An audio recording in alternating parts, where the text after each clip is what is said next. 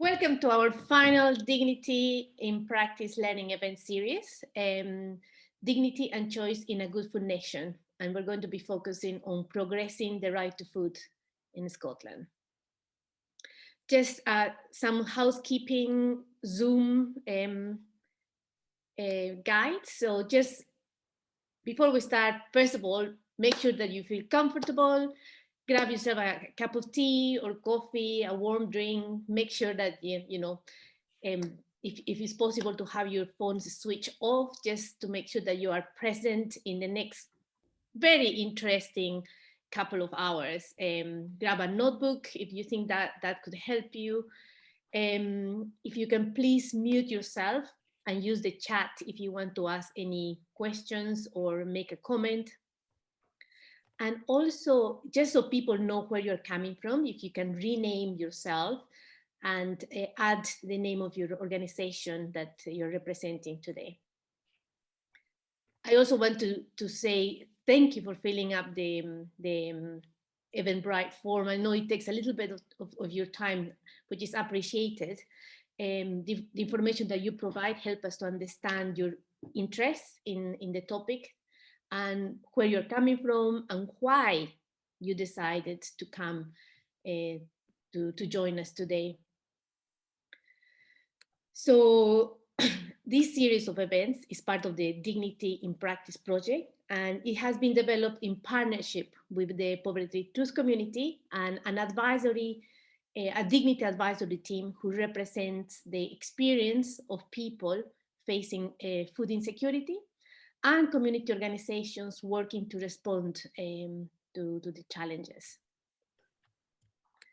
So the purpose of today's learning event are that we want to explore examples of Scottish government and local authority actions to help people afford the food they need with dignity and choice. Today we will look into strategies that are already being taken to reduce the cost of living for people through universal free school meals and extending free transport. We hope to provide a platform for discussion and reflection about how well these strategies are working and what else is needed to realize the right to food in Scotland. We also want to offer a space for you to meet each other in small groups, reflect on the ideas and challenges shared by the contributors, and consider what lessons there are for you for your own practice or area of work. So I really hope you enjoy the theme of today's event. So now I'm going to pass it to Joe, who's going to kind of like help us to find out who is in the room today. And I'll change my screen to the Mentimeter. Joe, I'll pass that on to you. Great. Hey everyone, my name is Joe and I'm a community gardener with St Paul's Youth Forum, which is a community organisation in Blackhill in the northeast of Glasgow.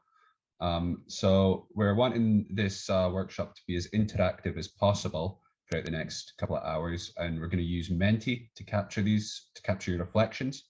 So if you could please go to menti.com and type in this code, which I will put in the chat for you, 401-53752. And the first question, just to have a sense of who is here today, could you please tell us what sector you are coming from? Thanks.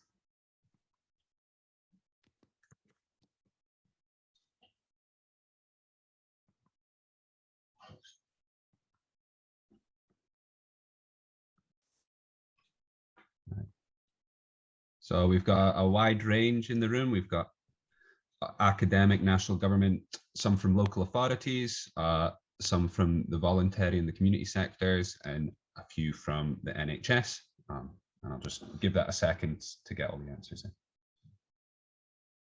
Recording in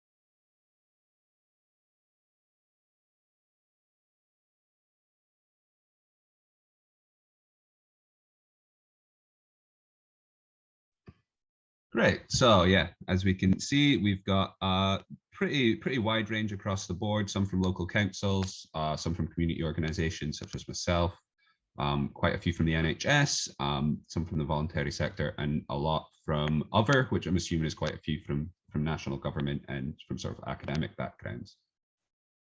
So the second question, again, so we get an idea of where everyone's coming from.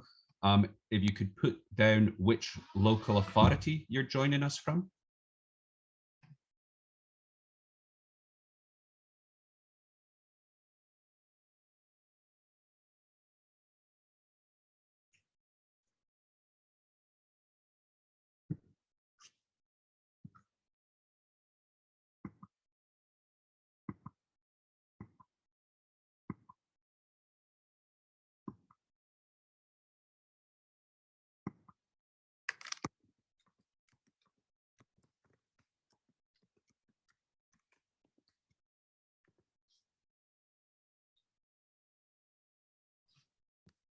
Right. And again, we've got a really nice spread of the different local authorities in Scotland: Glasgow, Edinburgh, Fife, some from the Highlands, Argyll and Bute, Aberdeen City, the northeast of Scotland, Midlothian, Dundee, East Wren, and Ayrshire. So it's good. It's good to have representatives from all over Scotland, and Perth and Kinross as well. Great.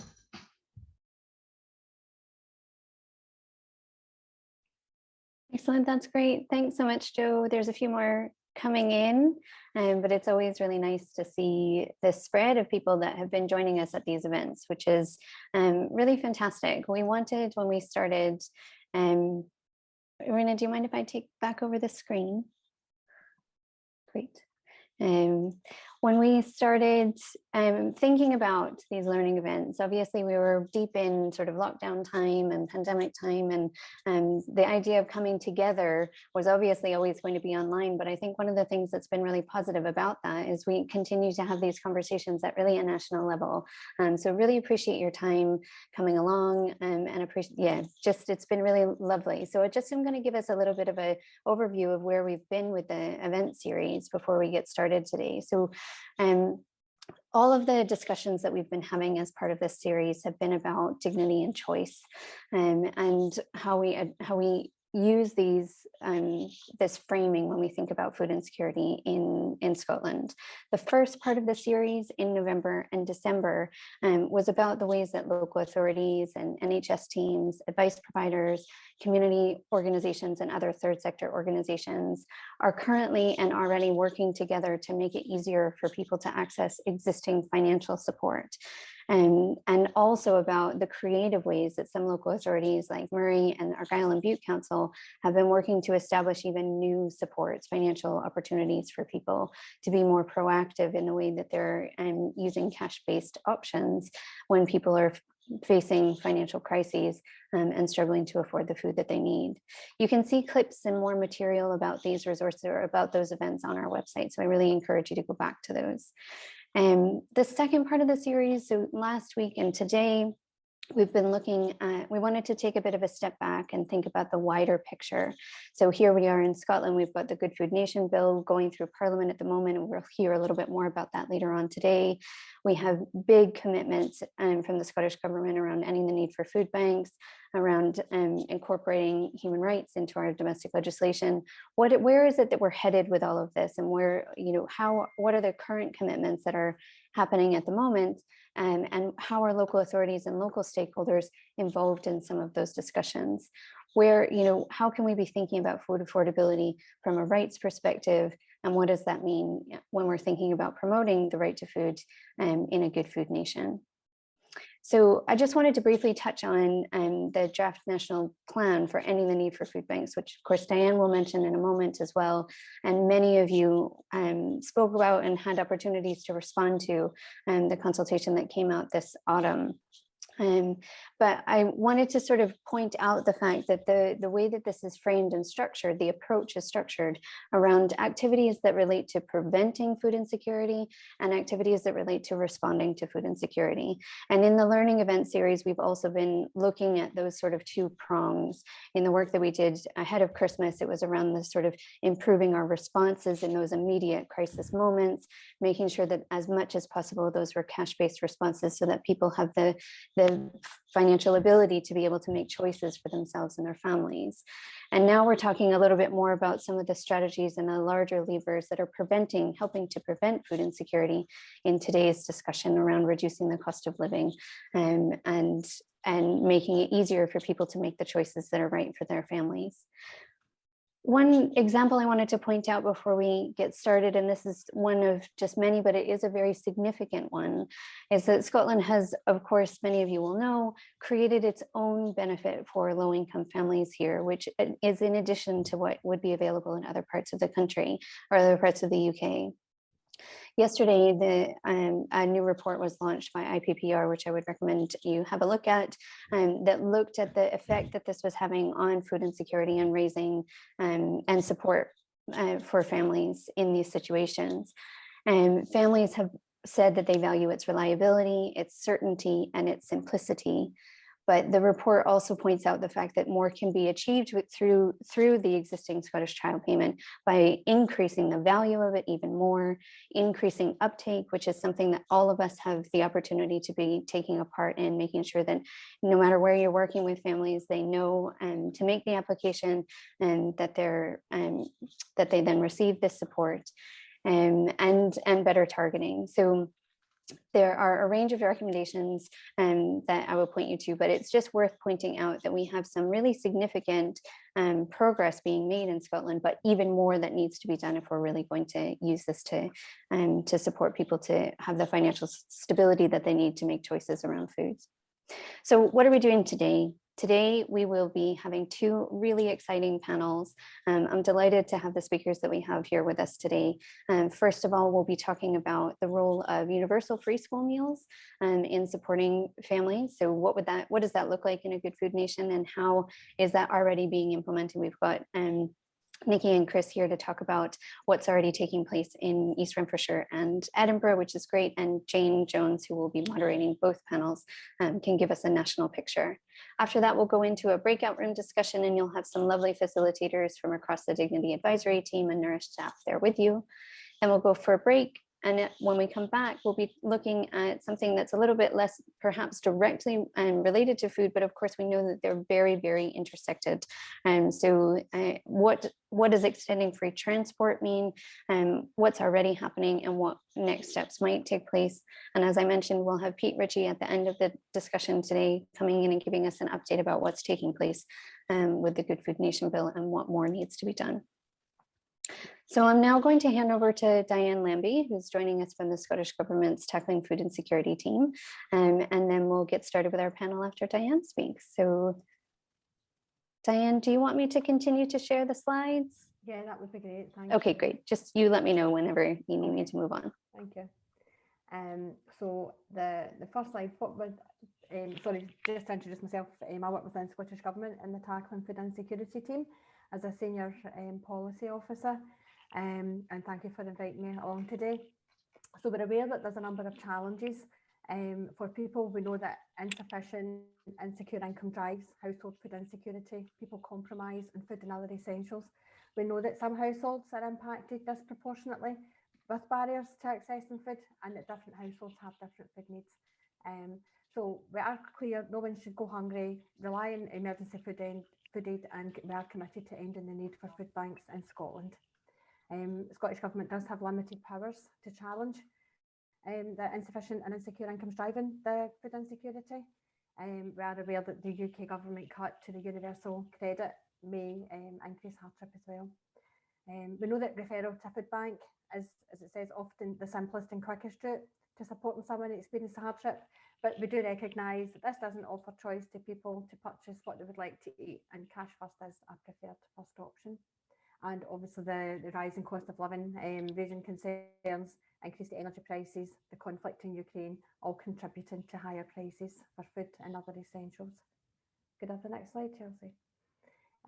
So human rights approach, how does the Scottish Government address these pressures? So we're committed to incorporating a right to food into Scots law and consult on the forthcoming Human Rights Bill later this year. We've also committed to achieving the United Nations Sustainable Development Goals, which include Goal 2, Ending Hunger. Range of support available, the Scottish Welfare Fund, other discretionary support, such as bespoke hardship funds, which a number of local authorities established throughout COVID. Cash first referral leaflets, which Independent Food Aid Network have developed in collaboration with local authorities. Money advice, we have the Help with Money mygov.scot website, which lists 5 debt advice agencies.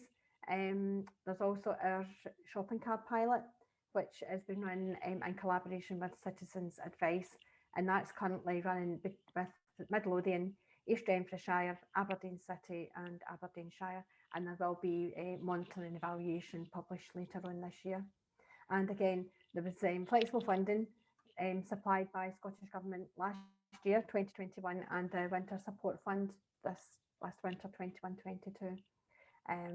That had a flexible approach, and all the councils, basically it was a lessons learned from the first funding, and they've carried that on and implemented other changes in this year's funding, which has been fantastic. And we also held a consultation on the draft national plan to end the need for food banks, which closed on the 25th of January. Can I have the next slide, please? So mitigation, so how is Scottish Government assisting to mitigate all the challenges and barriers? So the Scottish Government established the £290 million cost of living support package, providing £150 to each household receiving a council tax reduction, with £150 to all other households living in the council bands A to D. Also includes £10 million to continue the fuel insecurity to help people, households at risk of self-disconnection or self-rationing energy use. Scottish Child Payment, as Chelsea said, is worth £40 every 4 weeks for eligible children under the age of 6, and extending it to under 16s by the end of this year, and doubling it to £20 per week in the coming weeks. Free school meals and breakfasts, again, all pupils primaries 1 to 5 are benefiting. We're committed to funding the expansion of free school meals to all pupils in primary and special schools as well. Can I have the next slide? So ending the need for food banks. So this was online, and the dates above 20th of October to 25th of January 22, and we received over 400 responses. So this was split between online and offline approaches. So the offline approach, the responses have got to be approached in a slightly different manner because they've got to be evaluated manually. So that has slightly delayed the publication of the responses onto our website, but they should be hopefully being published quite soon. We also held a number of direct experience workshops to discuss lived experience challenges and barriers. And with people, these were really successful. They provided valuable insights into the challenges and barriers experienced, and they will be taken into account with the consultation, analysis and evaluation. Evaluations, as I said, currently ongoing, findings published later in the year. Further strengthen access to cash for support and using the powers that we have to make food banks the last port of call, which, as mentioned, includes the right to adequate food as an essential part of the overall right to an adequate standard of living. So we're always happy if anyone wants to contact us, just drop us an email and one of the team will get back to you. If you want to, if you've got anything you would like to ask, as I say, drop us an email, we're happy to speak to you. Just the offers there for everyone. Thank you so much.